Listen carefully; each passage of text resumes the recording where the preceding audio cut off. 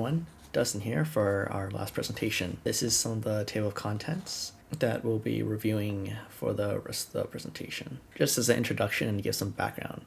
For much of my elementary school education, I was sick and literally could not go to school.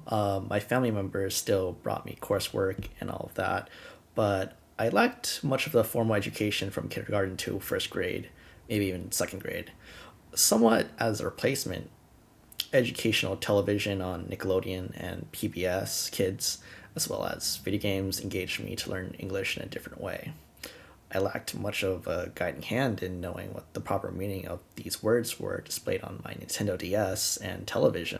But anecdotally, I seem to know more words than my older cousin at the time. In this presentation, will explore the educational value of electronic games through the cognitive constructivist and behaviorist theories. Our short-term goals will be to increase the students' typing speed and their level of accuracy at the same time, and our long-term goals will be for the students to retain information for a long period of time. Of course, there are some logistical obstacles. Students may not have equal access to computers at their home or even their school districts. Apparently, 87 of U.S. households do not have access to a computer.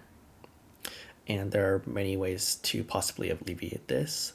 Libraries and other laptop loan programs. Teachers can also focus on improvement rather than reaching a certain words per minute, because some students may be predisposed to typing and using other electronic devices. So basically, we just test them and then see if there's improvement after. So, why games? Well, simply put, games are entertaining, with nearly 3 billion active players according to Exploring Topics. And as we can see, there's some enterprise-esque corporate companies such as Minecraft's Education Edition, Roblox planning to invest $10 million in nonprofits to develop educational games, and Kahoot with their quiz-based games existing. A little bit more related to the niche of my proposal, typing games seem to lack that certain entertainment and to make them tolerable according to Common Sense Media publications. And for my game, I will try to include more social situations where modularity allows for choices instead of strictly going for one path, and some digital rewards incentivizing prolonged learning. On to game mechanics. So for my game, enemies will spawn above a character. Confusingly, the symbols on a keyboard are called characters. Once the appropriate key is pressed, the enemy will be pacified and disappear from the screen. Some more responses will be talked about a little bit later on.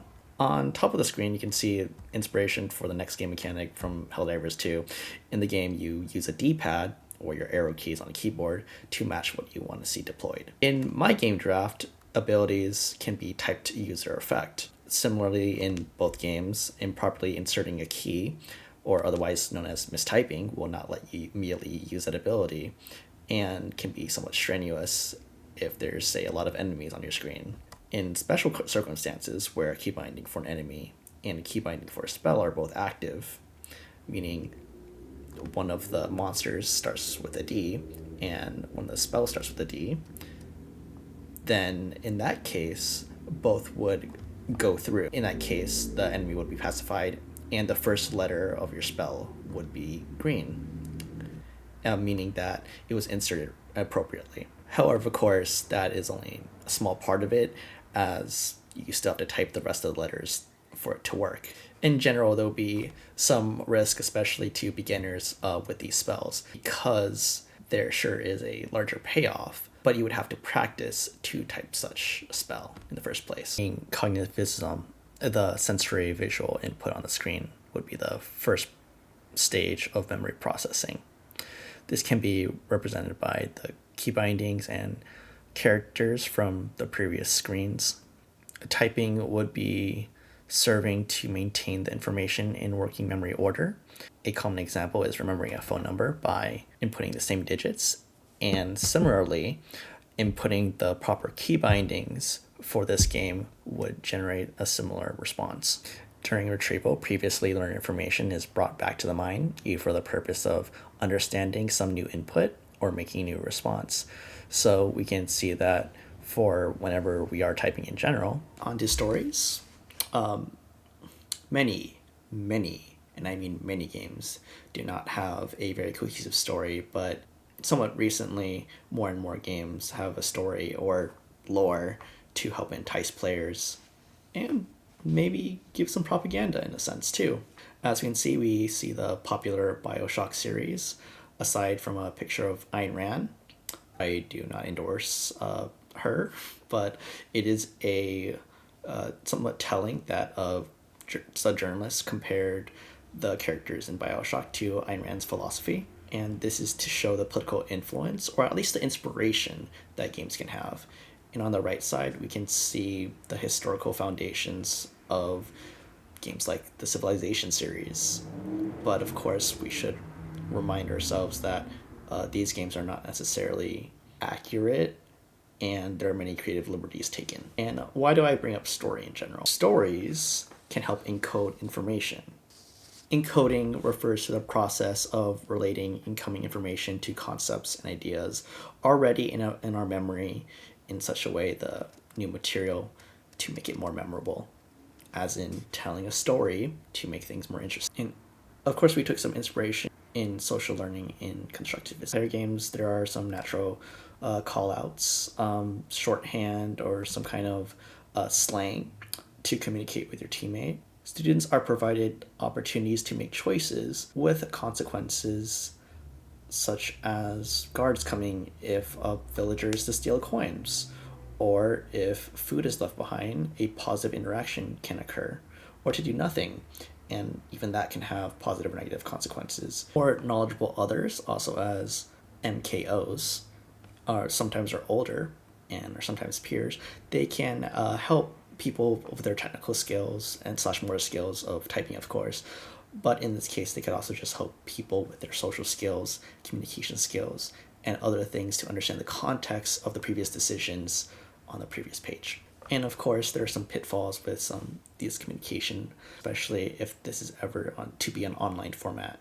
There has been surveys of 60% of online gamers not liking the toxic environment, meaning a hostile environment.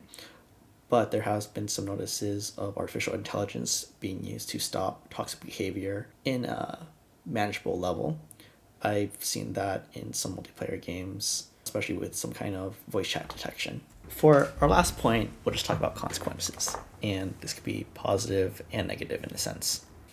Here, Steam Ahead is saying that games can provide feedback so students can adjust their behavior because of the consequences of their decision to, well, learn from their mistakes. Here's our first positive reinforcement: gaining something positive. This can come in verbal praise for doing something good and other people are noticing, or something slightly more disconnected and more in the system, in a sense of gaining digital tokens for cosmetics, gaining access to future levels, or a variety of other things. Negative reinforcements of something of negative value being taken away. This can include a debuff being taken away. So a debuff would be a negative, usually of status where you cannot move, or some numerical thing. In real life, there's always a negative reinforcement of not having to do homework. A punishment generally is the presentation of adverse stimulus contingents upon a response that reduces the rate of that response. And we're going to go over a lot of different punishments. One that I did not go over in the screen when I was going over the gameplay is a giant X is a very much a negative response that I see in real life, in games, job application.